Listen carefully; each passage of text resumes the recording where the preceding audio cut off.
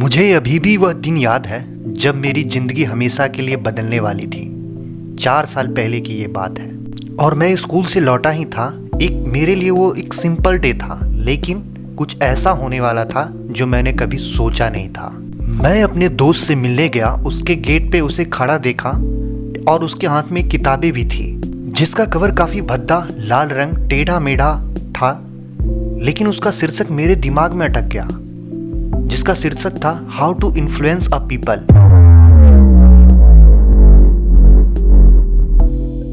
और तभी मैं उससे पूछा ये क्या है। उसने मुस्कुराते हुए कहा ये तेरी जिंदगी बदल देगी। मैं हंसा, लेकिन अंदर से हिल गया था। फिर भी मैं उस बुक को, उस शीर्षक को नजरअंदाज करता रहा, टालता रहा 1 महीने तक, 2 महीने तक, लेकिन वो शीर्षक मेरा पीछा ही नहीं छोड़ रहा था, जैसे मुझे कोई रहस्य मुझे बुला रहा हो कि मुझे आके खोलो। और तभी मैं हार जाता हूँ और मैं वो बुक ऑर्डर कर देता हूँ और मैं जैसे ही उसका पहला पन्ना पलटता हूँ और तभी मैं उसमें डूब जाता हूँ। स्वयं के विकास, स्वयं के ग्रोथ, स्वयं के सेल्फ हेल्प की इस दुनिया में मुझे जकड़ लिया। जिस डाइट से, जिस शेड्यूल से मेरा सब कुछ बदल गया था। लेकिन क्या यह सचमुच इतना आसान था? मैं वो किताबें पढ़ता गया, गुरुओं की बातें मानता गया, जिसमें बताया गया था कि ठंडे पानी से नहाना, ध्यान करना, लक्ष्य लिखना। मुझे लगा मैं अजय हो गया हूँ अब, और मैं सोच भी लिया था कि यही मेरी जिंदगी का जवाब है। अब यही सब कुछ होगा, परफेक्ट होगा।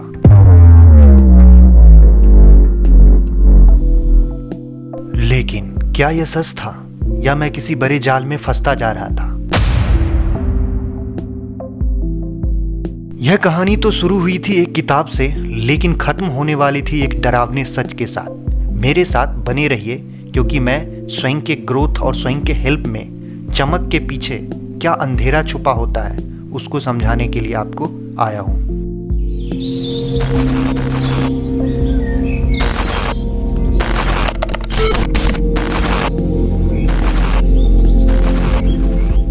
पहले हम ये समझते हैं कि आखिर ये कहां से शुरू होता है। इसकी शुरुआत कुछ क्वेश्चन मार्क से शुरू होती है, जैसे क्या आप अपनी जिंदगी बदलना चाहते हैं? क्या आप थक गए हैं? आप अपनी हारी हुई जिंदगी को वापस से जीना चाहते हैं? क्या आप चाहते हैं कि आपको लोग पसंद करें, आपको नोटिस करें? क्या आप उन्हें गलत साबित करना चाहते हैं, जो कहते थे कि आप कुछ नहीं कर सकते? तो सुनिए, ये कहानी मेरी जिंदगी यहीं से शुरू होती है। जब मैं कॉलेज में था, दोस्त थे, लेकिन फिर भी अकेलापन था। हर वक्त डर लगता था कि लोग मेरे बारे में क्या सोचते हैं। मैं टूट सा गया था। मैंने कहा अब बस, अब और नहीं। मैं तभी वो किताब मेरे सामने आई, और यह कोई साधारण किताब नहीं थी। यह एक दरवाजा थी, एक ऐसी दुनिया की जहां से मैं अपने सपनों का मालिक बन सकता था। और तभी लगा मैंने अपने जवाब ढूंढ लिए। लेकिन क्या यह जवाब था या एक लालच? स्वयं की ग्रोथ, स्वयं की सेल्फ हेल्प एक बहुत चमक लुभावनी वाली तस्वीरें होती है। यह आपको यह सोचने पर मजबूर करता है कि आप प्रगति कर रहे हैं, लेकिन क्या होगा अगर आपको यह सब एक भ्रम हो? और मैं भी उस चमक के पीछे भागा, लेकिन मुझे पता नहीं था कि एक गहरा जाल मेरा इंतजार कर रहा है। जिस बुक की, जिस शीर्षक को पढ़ के मैं उसमें डूब गया, जो मेरी लत, जो मेरी एडिक्शन बन गई, आखिर वो होता क्या है? हर किताब के आखिरी पन्ने पर मुझे जीत का एहसास होता था। मैं प्रेरित था, जैसे मुझे कोई सुपर पावर मेरे अंदर आ गई हो। लेकिन एक दिन ऐसा आता है जब मैं रुक के सोचता हूँ आखिर ये हो क्या रहा है। यह कोई साधारण आदत नहीं था, यह एक लत था, डोपामाइन की लत। हर किताब, हर वीडियो एक मुझे नशे की तरह खींचता जा रहा था, और मुझे लगता था मैं तरक्की कर रहा हूँ। लेकिन सच क्या था? कुछ भी नहीं बदला था मेरी लाइफ में। एमजे डिमार्को ने इसे एक्शन फेकिंग कहा, जिसमें यह होता है कि ऐसा दिखना कि आप कुछ कर रहे हैं, जबकि असल में आप वहीं खड़े होते हैं। मैं किताबें खरीदता रहा, सेमिनार देखता रहा, लेकिन मेरी जिंदगी वो जस की तस थी। और फिर मुझे एहसास हुआ यह सब एक खेला था। कोई मेरे इस नशे से मुनाफा कमा रहा था, लेकिन कौन? अब आगे बढ़ने से दोस्तों हम ये समझते हैं कि आजकल के इस दौर में आशा बेचने का भी एक खतरनाक व्यवसाय चल रहा है, सेलिंग अ होप। क्या आप जानते हैं दोस्तों, जिससे मुझे होप होता है, जो चीज़ मुझे करने की इच्छाएं होती है, आजकल वो भी बेचा जा रहा है। और इसका उद्योग आजकल इस दुनिया में 13.6 बिलियन डॉलर का हो रखा है। अरबों का खेल है ये। किताबें, सेमिनार, कोर्सेज, हर चीज़ एक मुनाफे का जरिया ही बन गया है अब। और मैं भी इसका शिकार हो गया था, जिसमें मैं भी अपने गुरुओं का भक्त बन गया था और उनकी हर बात मानता, उनके हर प्रोडक्ट को खरीदता और उसमें पैसे लुटाते। मुझे लगा वे मेरी मदद कर रहे हैं, लेकिन क्या यह सच था? नहीं, ये एक सच नहीं था, यह एक चाल थी। वे मुझे खुश नहीं देखना चाहते थे, वे मुझे अधूरा रखना चाहते थे ताकि मैं आगे भी खरीदता रहूं। हर नया कोर्स, हर नई किताब एक बस बाधा थी। बस ये ले लो और सब बदल जाएगा, लेकिन कुछ नहीं बदला। ये मेरा बटुआ खाली करा रहा था और मैं भी कहा कि वह सब मेरे साथ अच्छा ही करेंगे, लेकिन सबका सब धोखा था। मैं ये भी नहीं कह रहा हूँ कि सब गुरु ऐसे होते हैं। बहुत से गुरु अच्छे होते हैं। आप उनकी बातें सुनिए और पूछिए, क्या वो आपकी सचमुच मदद कर रहे हैं या बस अपनी जेब भर रहे हैं? और अभी तक आपने जितनी भी मेरी इस बातें को सुनी, इसी को ही एक मॉडर्न वर्ड में टॉक्सिक वर्ल्ड या टॉक्सिक पॉजिटिविटी कहते हैं। तो आइए दोस्तों, समझते हैं कि टॉक्सिक पॉजिटिविटी होता क्या है। पहला साल मैं आसमान में था, आत्मविश्वास, खुशी, सब कुछ मेरे पास था। और तब मुझे याद आता था वह अकेला लड़का, दुखी लड़का, वो सब मेरी जिंदगी से चला गया था और मुझे लगता था कि अब मैं हमेशा ऐसा ही रहूंगा। और साथ ही साथ मैं हर जगह जाता तो मैं ये कहीं कहता दुनिया से, अब मैं एक बहुत ही बड़ा अभिनेता, बहुत ही बड़ा एक कैरेक्टर बनूंगा।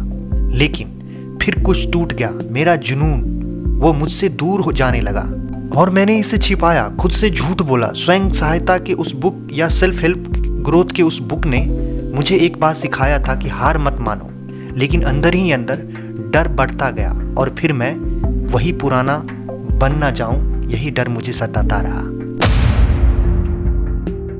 और 1 साल तक मैं खुद से लड़ता रहा और फिर एक दिन सच सामने आता है। और वो सच क्या होता है कि संघर्ष से अब भागना नामुमकिन है। और तभी मेरा स्वयं और सेल्फ हेल्प का जो बुलबुला था वो फट चुका था और तभी मैं सीखा कि ठीक नहीं होना भी ठीक ही है।